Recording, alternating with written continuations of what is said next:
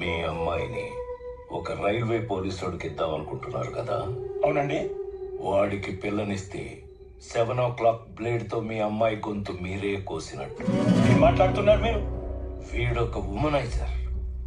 ఎవరికైనా state bank లో account ఉంటుంది, యాక్సిస్ బ్యాంక్ లో అకౌంట్ ఉంటుంది, కానీ వీడికి ఓయో రూమ్ లో పర్మనెంట్ అకౌంట్ ఉంది.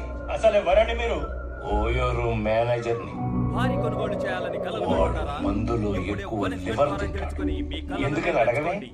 ఎందుకు? ఏదైనా స్పోర్ట్స్, ఎందుకంటే ఈవెంట్స్, వాడి ఉంటాయి. లివర్ ఆల్రెడీ సగం పోకర్ తొప్పింది లేదా కదా. క్యాసినోలో గెలవండి.